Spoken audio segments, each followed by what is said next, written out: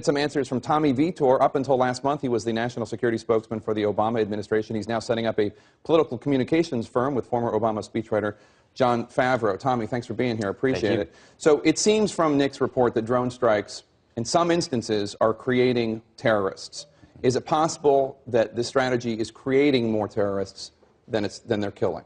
I mean, I think it's a fact that anytime you do a military operation, whether it's with a drone or any other means, you're going to potentially sow frustration with the population. You might turn some people against the United States. And I think the error is if drones and kinetic operations are all you're doing, then you're not doing counterterrorism correctly. That's got to be coupled with diplomatic work. It's got to be coupled with assistance like the work that USAID and other State Department employees do. The news organization McClatchy obtained some top-secret documents going over 4 years of drone strikes in Pakistan. And they conclude that despite claims from the White House that these drones are being used just to go after top al-Qaeda leaders, and that it's only when there's definite intelligence, etc., quote, the documents show that drone operators weren't always certain who they were killing, despite the administration's guarantee of the accuracy of the CIA's targeting intelligence and its assertions that civilian casualties have been exceedingly rare. You saw this report from McClatchy. What's your response? It seems to me that a lot of the coverage from the McClatchy report was Obama administration is not telling the truth about who we're targeting, who our drones are targeting. I mean, I think the Obama administration has actually talked a lot about this. They target al-Qaeda and associated forces across the globe.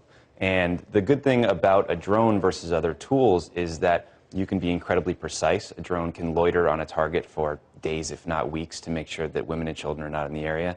A drone can use a far more precise munition than, say, an F-16. But in these examples I looked at, they aren't always. It says that they're not always sure who they're killing.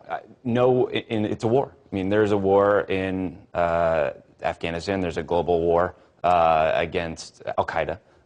And, you know, it's a horrific consequence of war that innocent people sometimes die. What I do know, having been in the White House, having been in these discussions, is that the president cares deeply about limiting civilian casualties and doing everything possible to make sure we're precisely targeting al-Qaeda and these other extremist groups that are trying to kill Americans. Well, we don't hear much from him about this decision, but I mean, is he wrestling with the same ethical issues that the rest of us see when we look at this story about the innocent people who are dying, whether or not it's turning people against the U.S. instead of for the U.S.? Yeah, absolutely. Look, I've talked to him directly about these issues. I mean, he cares deeply about the moral and ethical underpinnings of these issues.